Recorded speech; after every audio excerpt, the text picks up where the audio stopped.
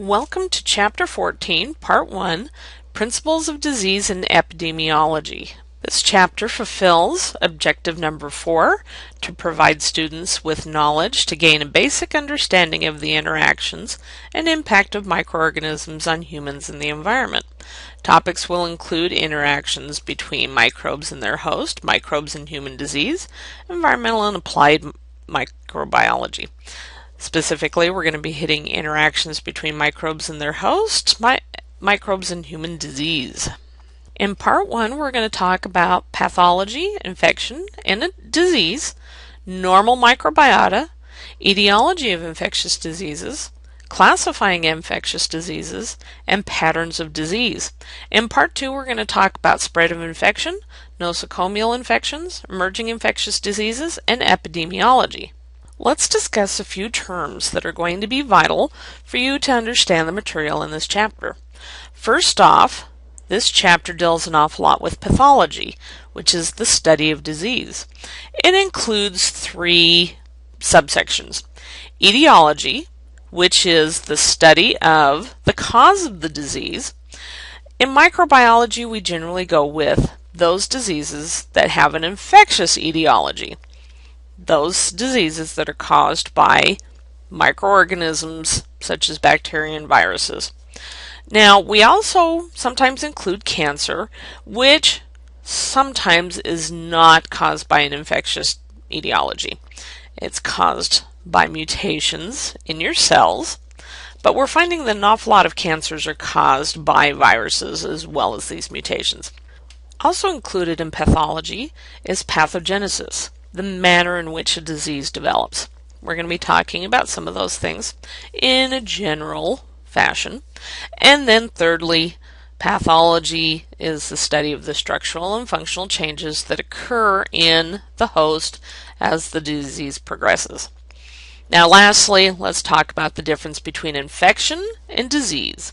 Infection is invasion or colonization of the human body or parts of the body by microorganisms.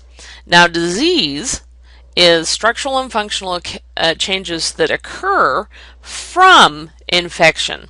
So you can have infection without disease. Technically, you are infected with all sorts of microbes all over your skin and in your gut, but it's not, generally speaking, causing disease. In fact, you want them there.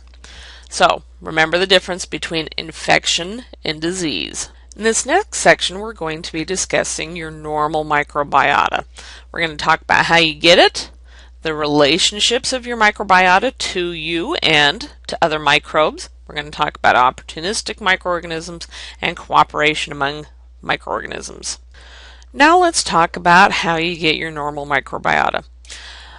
If things work how they should, before you are born, you do not have any bacteria, yeast, etc. on or in you. You're composed of just your cells.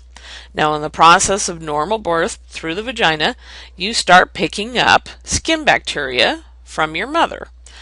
Then, as you're handled by the birthing staff and your parents and various relatives, you start picking up more and more microbiota. You pick them up from your family, generally speaking. Now, let's talk about areas that have normal microbiota. Anything that has contact with the outside world is going to have a normal microbiota. So your skin and your gastrointestinal tract have constant contact with the outside world. So you have an awful lot of bacteria on and in you. Okay? So your skin's covered with microbiota, your gut's covered with microbiota. Now let's talk about your respiratory tract. As you breathe in air, microbes are going to come in. But you're set up that you try to keep the areas of your lower respiratory tract microbe-free. In fact, this is a good time to bring up transient microbiota. Transient microbiota are those microbes that are there for 6 months or less. If they're considered resident microbiota, they're there for 6 months or more. They've set up the lease and they're renting the property. All right, so here, my last picture that I brought up, you see some ciliated cells. So because your respiratory system is kind of a dead end, it's a cul-de-sac. You breathe in air and you breathe it back out. You really don't want microbes setting up house at the end of that cul-de-sac. So these ciliated cells, when you breathe in dust, microbes, whatever, move everything up and out. Okay, so you shouldn't have any microbes living for long periods of time in your lower respiratory tract. Your upper respiratory tract is a whole different situation, but microbes are constantly moving in and out and being pushed out of your upper respiratory tract. Other areas that are a blind dead end, okay, your urinary and genital tracts. The urinary system goes from the kidneys down through to the bladder and out through the urethra. Well, microbes colonize the outside opening of the urethra and oftentimes a short distance up, but because the flow of urine is one way, we generally keep that area flushed out. Now, if you do have microbes that move up into the bladder, you've got a bladder infection, not a good thing. They move up to your kidneys, you're really in trouble. Now on to the reproductive tracts. Those are also blind ends. Things are moving one way. They're moving out. And you also have ciliated cells that move mucus that traps microbes. Okay. Now, the benefits of microbiota. They've done studies with animals that have been born cesarean in a sterile environment, so we're able to keep them sterile. And we generally have a control group that spend their whole lives sterile with just their own cells. And then we have other lab animals that we introduce one species of normal microbiota at a time so we can see what the changes are. What they've found with lab animals that they've kept abiotic, that they don't have a normal microbiota, they have a harder time getting the calories from their food as opposed to those organisms that have gut microbiota. They also have a higher requirement for vitamins. Turns out, at least in humans, E. coli provides most of our vitamin K. So you're getting some of your vitamins from your little friends in your gut. Also stimulates the immune system. Lab animals that have been kept from developing a normal microbiota have a very weak immune system. It makes sense. If your immune system isn't exposed to microbes, they don't develop the antibodies and they're not ready to go. So those are the benefits of your microbiota. Now, we've just finished the human gut microbiome project, and we're working on seeing what these species are and how they benefit us. There's indications that depending upon what your normal microbiota is, it can either protect or lead to various diseases. So we're at the beginning of some wonderful and interesting information. Now on to some terms that we use when we describe our relationship to normal microbiota. All relationships where you have one organism living in close association with another is called symbiosis. Okay. Usually when we think of symbiosis, we think of the first two where there's benefits, but symbiosis includes parasitism. You're familiar with parasitism. Parasitism is where one of the organisms, the host, is harmed, but the other organism, okay, usually the microbe, is benefited by this relationship. You're familiar with that one, but it's still symbiosis. You've still got two organisms that are living in close association. Now with the other two, this is where, well, let's go with commensalism. Commensalism is where you have two organisms living in close association. One is benefited, but the other one is not harmed. Okay. Now with commensalism, most of them get moved into the category of mutualism, where both partners benefit. Okay. With some microbes in our microbiota, there's an obvious benefit to the host, the human. Now, the benefit to the microbe is also obvious. We keep them warm, we keep them fed, and keep them nice and moist. I'm talking about gut bacteria, of course. This would also apply to upper respiratory bacteria. That would be mutualism. Now with commensalism, it's kind of like we can't see an obvious benefit to the host. Seems like these microbes are freeloaders and they're not hurting anything. But oftentimes, these commensal organisms, once we figure out what their subtle benefits are, get moved into the mutualistic category. Examples of this would be the staphylococcus that are growing all over your skin. No obvious benefit. But they've found that if you don't have high enough numbers of these staph species of bacteria, then that leaves you open to various skin diseases. They're taking up space so that pathogens can't attach to you. So that would be an example of a commensalistic organism that gets moved into the mutualistic category. Now, because of this relationship between our microbiota and us, as we've developed an understanding of it, we've developed probiotics. This is the idea that especially after you've had a series of antibiotics that's killed most of your normal microbiota, we want to replace them with commensal and mutualistic symbiotes, i.e. friendly bacteria. So you may have heard of this, and you can actually go to most stores, not even the health food stores anymore. You can find them in some of your bigger grocery stores. You can go in and buy probiotics, live friendly bacteria. Now this brings us to opportunistic microorganisms. It's location, location, location. Your normal microbiota that is being good where it should be, getting where it shouldn't be, and causing problems. Prime example, Staphylococcus epidermidis. You're familiar with our friend SE from lab. Normal skin microbiota. Usually considered commensal. I consider it mutualistic because it's taking up space so the pathogens can't attach. Okay? But what happens during a surgery when it gets from your skin into your blood? Okay? Now sometimes it stops there. Your immune system, because we all get cuts and scrapes, we've got antibodies against staph epi, can take care of it. But we've found that if they can get through the blood to, say, an artificial knee that's being implanted, or directly from the skin to the artificial knee, we have a real hard time getting rid of those guys. They form a community, a biofilm, and your antibodies can't get through the biofilm to kill the staph epi, and antibiotics have a hard time getting through there. Okay? Oftentimes, the artificial knee or joint has to be removed and put back in.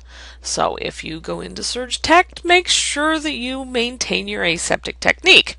Now, what if it gets from the blood into a different organism? Okay, the liver. From there, it can go to all sorts of other places, or your immune system may take hold. Okay, so that's why we call these organisms opportunistic pathogens. They're not causing a problem if they're where they're supposed to be, but if they get where they're not, they will take the opportunity to cause disease. Now, there are some organisms that if they get out of their location and get in where they shouldn't be, i.e. the blood, they don't cause a problem. It's a completely inhospitable environment for them, so those would not be considered opportunistic pathogens. Now let's talk about cooperation among microorganisms. With a very few exceptions, there's no place where you have just one kind of bacterium, one species. Okay, and in fact, we've found with an awful lot of bacteria, they have receptors for other bacteria, not you. Okay, and we've done an awful lot of these studies with tooth biofilm. That's why I say they have receptors for other bacteria, not for the teeth. Okay, so there are microbes that cannot live without the other members of their community. Okay.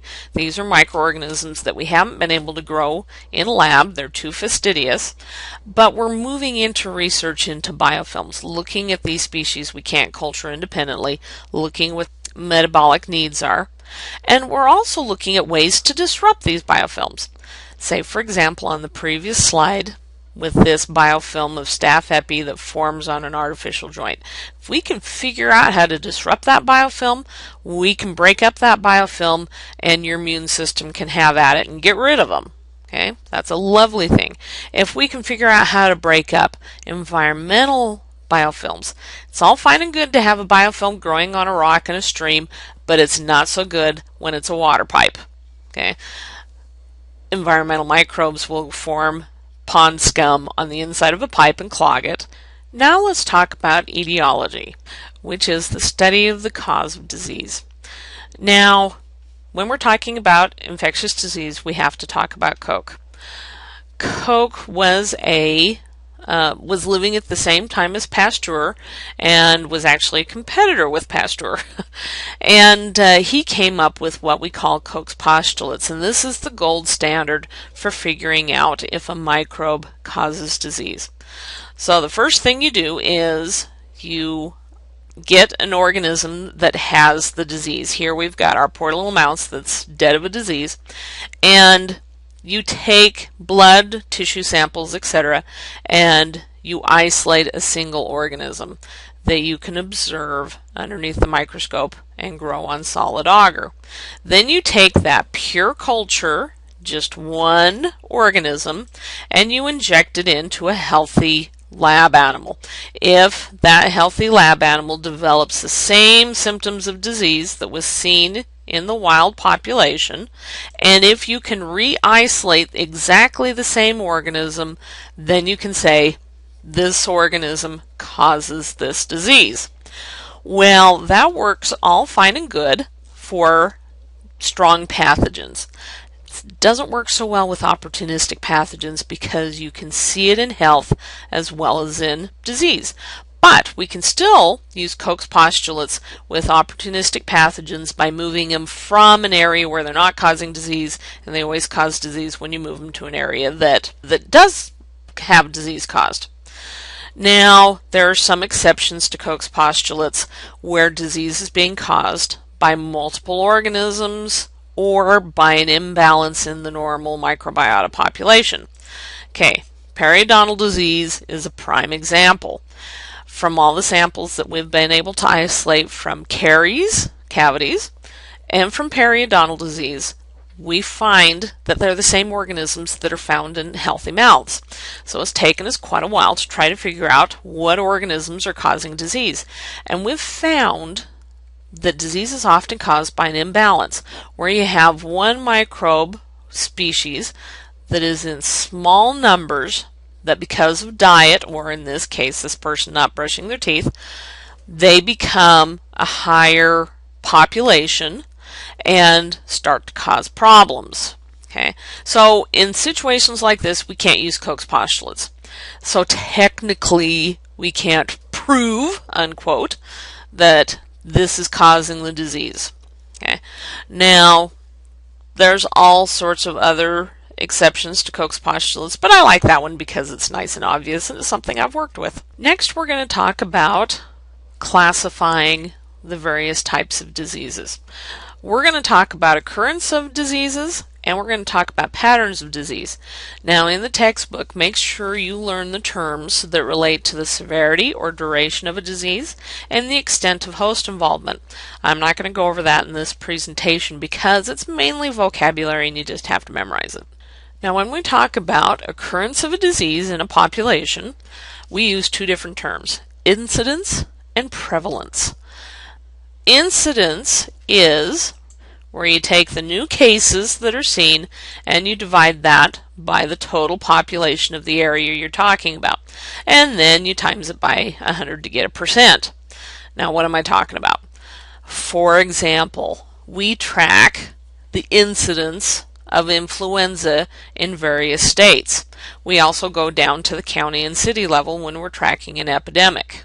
Okay, that would be the incidence. Now, because influenza is never chronic, we generally don't talk about the prevalence.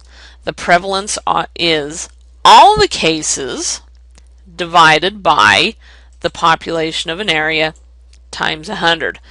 Now, when you have chronic diseases, you can have incidence as well as prevalence. Let's take HIV.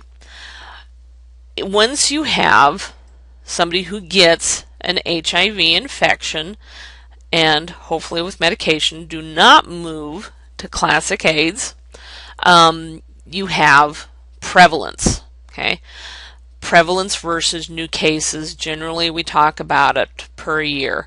So the incidence would be the cases, new cases of patients that are discovered to be HIV positive versus all of the cases, all of the patients that are currently alive. Now you can track this by state. With HIV, we have a tendency to track it by state as well as the nation, and we also track it worldwide. Okay?